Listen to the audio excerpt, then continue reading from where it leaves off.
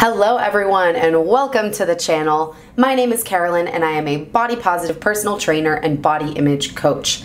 And today we are going to be talking about why I think weight loss is bad. Okay, now hold up. What we're actually going to be talking about is the nuance of weight loss and why it is actually neither good nor bad, but why I personally don't believe that the pursuit of weight loss is a very good idea and why it's more likely to lead to harm than help. So the reason why I'm making this video in the first place is because I get a lot of comments from people who are either confused or intentionally trolling me, who just don't understand why I'm constantly making posts on Instagram or videos on YouTube that are pretty much like denouncing weight loss, saying that you shouldn't do it, that it's not a good thing, that it's not healthy, whatever. And so I wanted to give a very clear explanation of why it at least seems like a lot of my content seems to put across this idea that I believe that weight loss is bad and that we shouldn't be, and that it's bad for people to lose weight. So the reason why I think a lot of people are confused about this is because, well, obviously in our culture, weight loss is pretty much universally seen as a good thing. And this has to do with the fact that we live in a diet culture that, for some not so good reasons, idealizes thinness, obsesses over thinness. And when thinness is the overall goal, anything that gets you there by making you lose weight is going to be seen as a good and positive thing. There have been entire industries and government guidelines that have been built around this idea that we should always be trying to lose weight, that weight loss is pretty much universally a good thing. And so I understand why people would be confused hearing someone, especially someone who works in the health, wellness, and fitness industry, that weight loss isn't necessarily as good as our culture tends to think it is. So the main reasons why we think weight loss is a good thing is because we believe it's going to bring us one or two different positive outcomes. The first of those outcomes is improved physical health. In our culture, we tend to believe that weight loss is either the cure for or will at least help to manage pretty much every medical condition under the sun, from joint pain to heart disease to cancer risk to diabetes to autoimmune conditions to even like skin health and mental health. There are, studies that have potentially linked or shown an association between weight and health. And so then the conclusion we automatically jump to is that in order to experience better health in these areas or better management of these diseases, we must lose weight in order to do it, or at the very least, losing weight will only help us in that process. This is the narrative that we have been, taught to believe for our entire lives, that is supported by the big voices and faces in the medical industry, the fitness industry, the diet and nutrition industries. And we've probably been told by doctors and professionals that some of these things are true. And while it's definitely true that weight and health can be linked, there isn't as strong of a cause and effect relationship as we have been taught to think that there is. And I talk about this a lot in some of my past videos, so you could make sure and go back and watch those where I talk about kind of health at every size and why weight and health aren't actually the same thing. Now, the second benefit that weight loss is supposed to bring us is improved body image and confidence.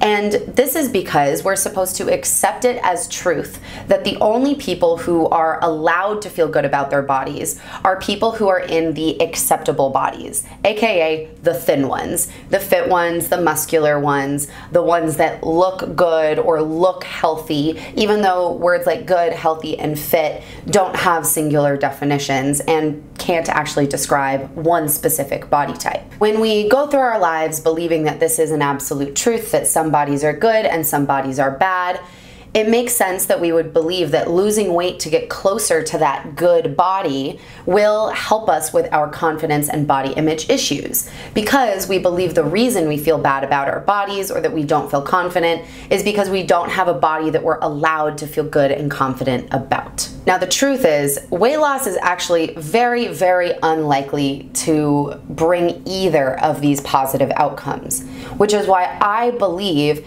that weight loss isn't really that good of a thing to be pursuing. So let me back up a little bit.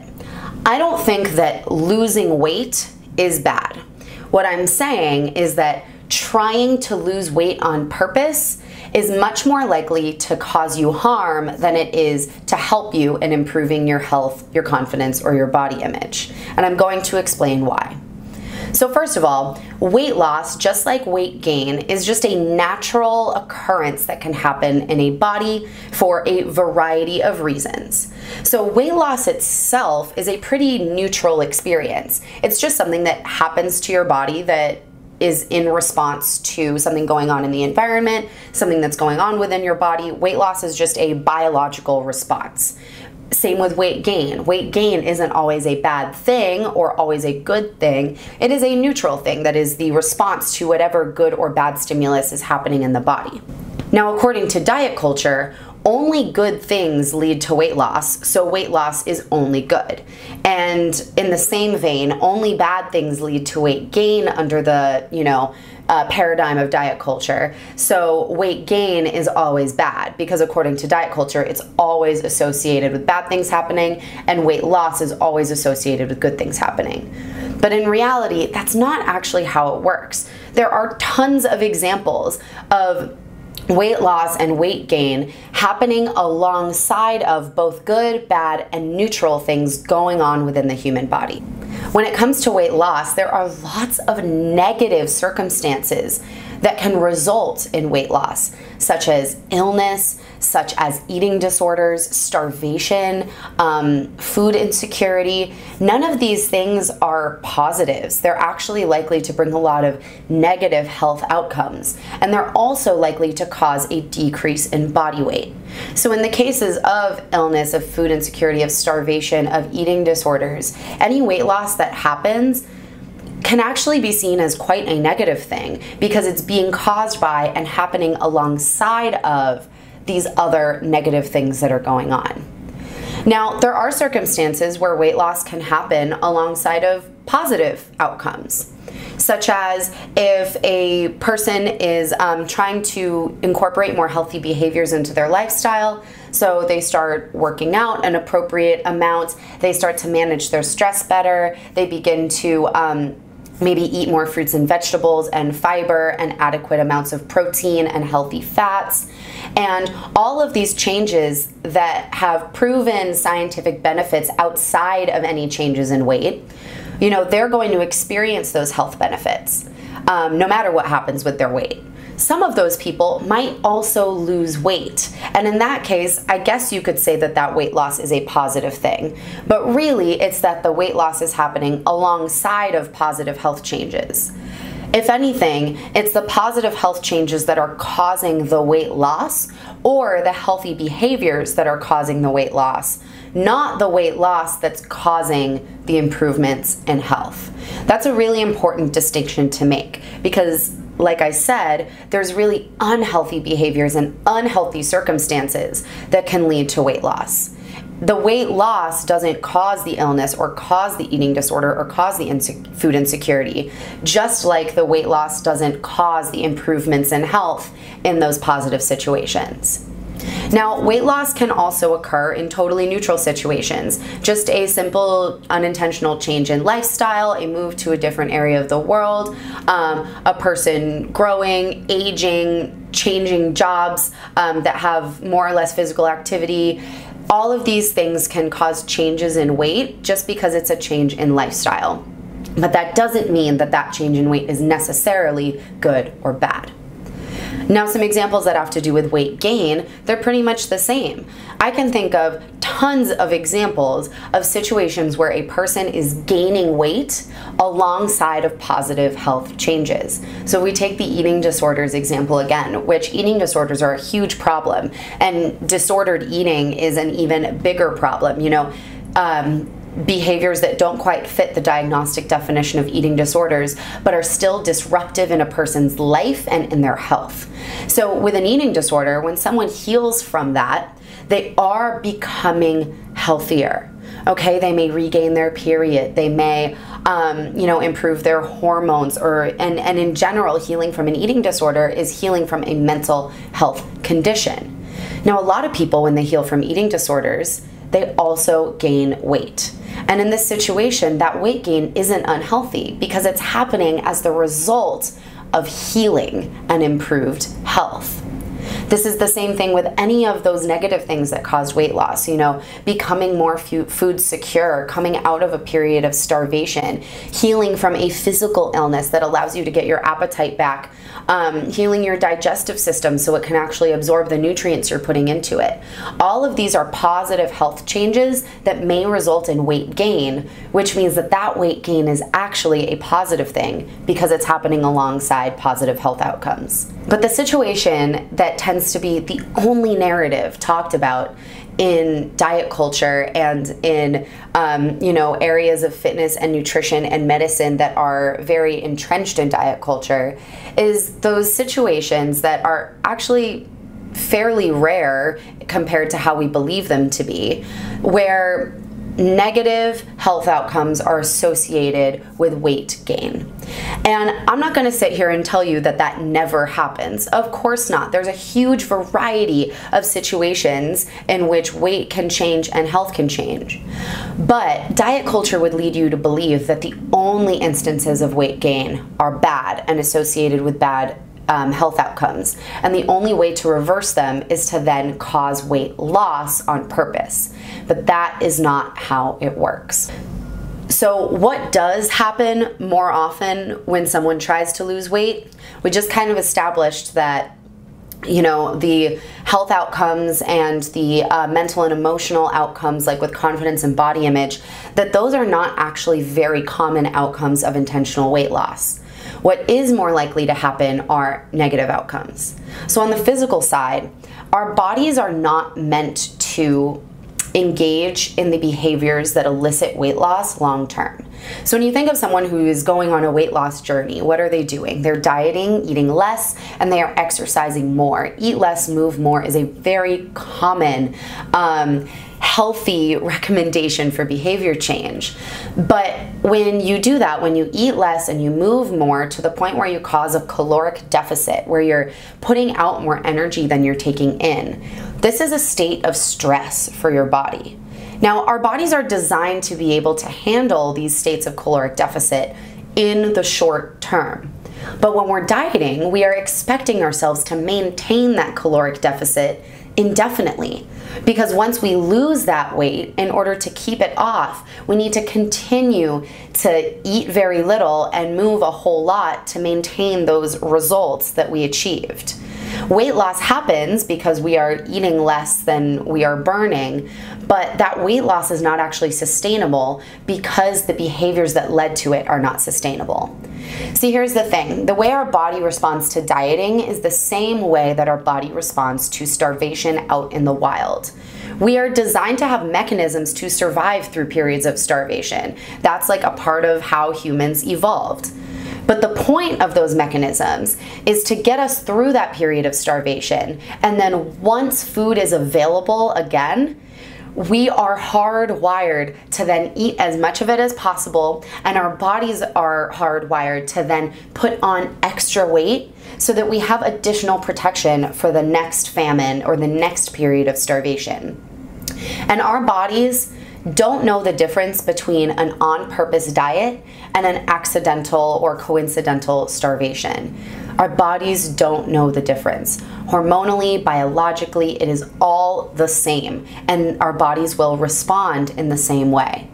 So when we diet, we are starving ourselves and our bodies will respond accordingly. Any weight that we lose, our bodies are wired to replace and then some. And this is almost inevitably going to happen. And the statistics show that it does happen in 95 to 99% of dieters.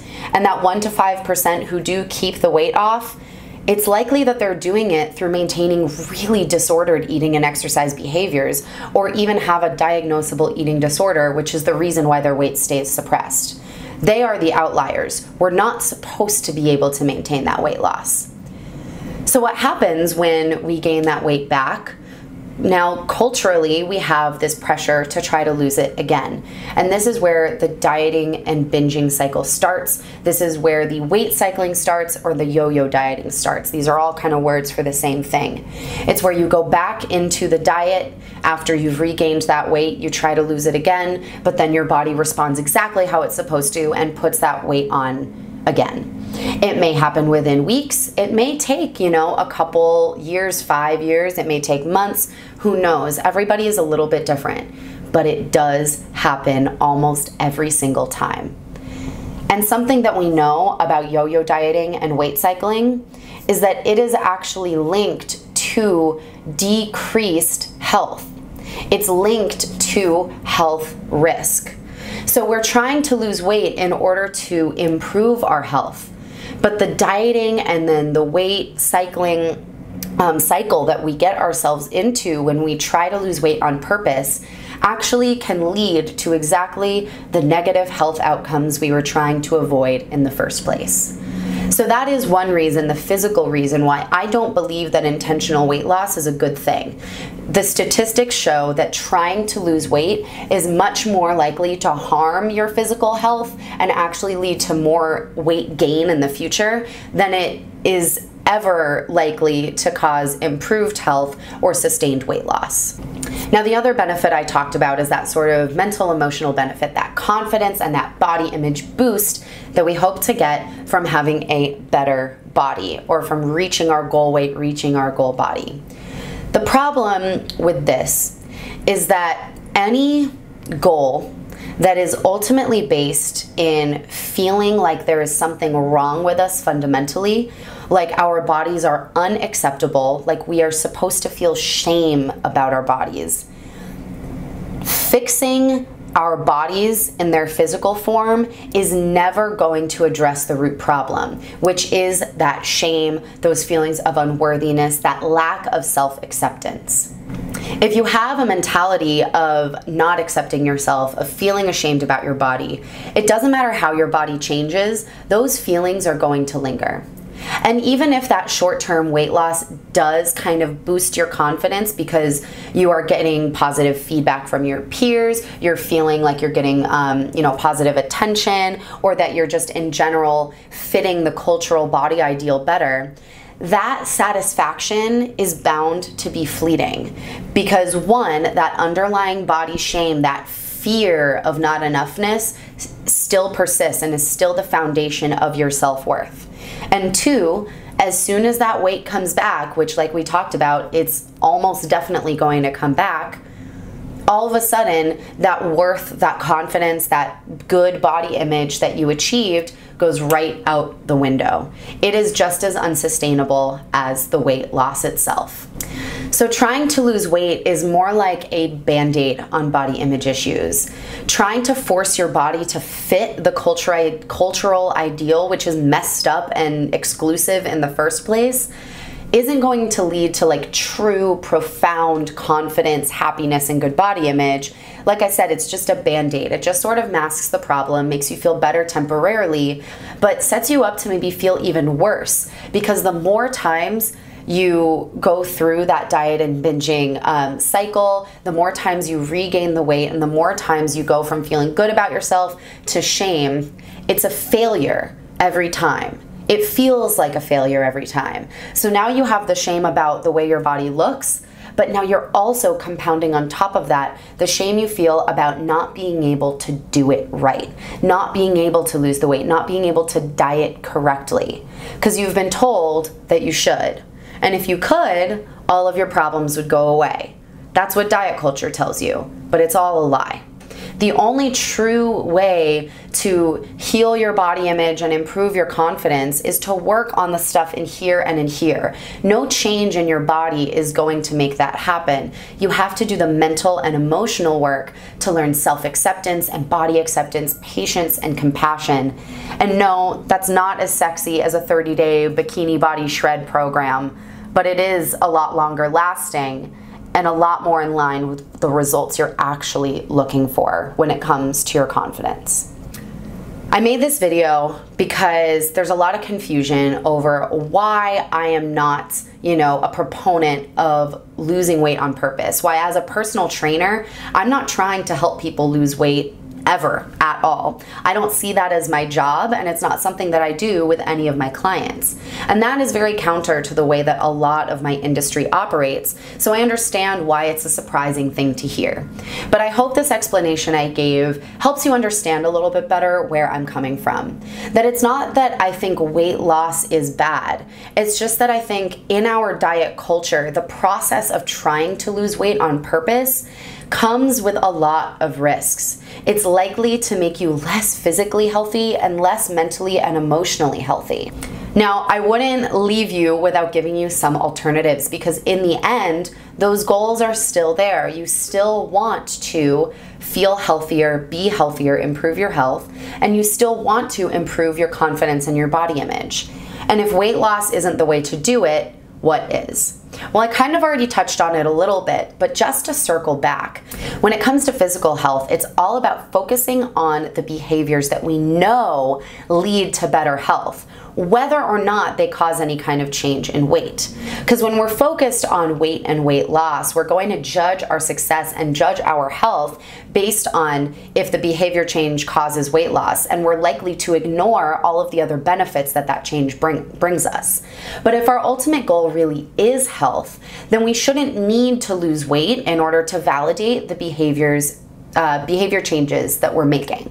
So doing things like eating plenty of fruits and vegetables, getting a variety of foods in your diet, eating enough, learning how to eat intuitively and honor your body's needs, those are all dietary, nutritional related ways to improve your health, and they may or may not lead to any change in your weight, but that's not the point.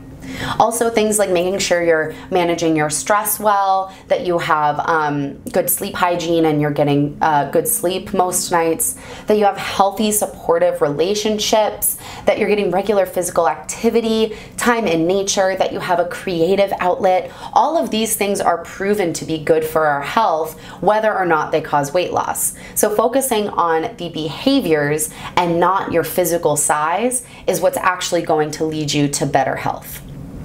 Now, when it comes to body image and confidence, it's what I just talked about. It's working on your mental and emotional well-being.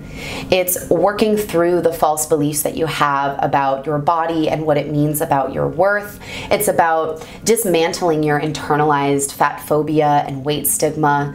It's about practicing self-acceptance and self-compassion and forgiveness, so that no matter what is going on around you in diet culture, no matter what messages you're getting about the way your body is supposed to look, you have a fundamental belief that you as a person are worthy and valuable and amazing in whatever body you happen to have. Now, if doing that kind of body image work is something you are interested in, I actually have a 4-part video course on my Patreon page. You can find a link in the description box below. And in that course, I give you a number of tools and activities to help you on this body acceptance journey and to get you started with improving your body image. So that's on the Patreon.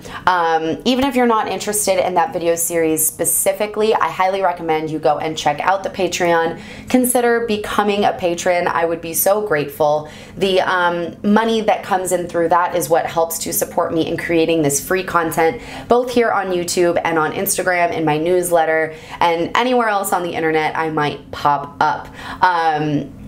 Like that video course, I post a couple times a month exclusive videos, journal entries, and soon a podcast that is first only going to be available to my Patreon subscribers. So if you're interested, go check it out. It's a pretty cool little community that is growing over there. All right, anyway, that is all I have for you today. I hope you liked this video. Please like and subscribe. Leave a comment if you feel inclined to. Just please, if you disagree with my opinion, or no matter what, if you're just kind of feeling a little heated and emotional in the comment that you're making, which I totally get, I've left heated comments myself, please just try to stay away from name calling and hate. I want to keep the discussion civil. It's okay if we disagree. I just don't want to turn to rudeness and name calling in order to try to make a point. I would appreciate that. All right, thank you so much for watching, and I will see you in the next video.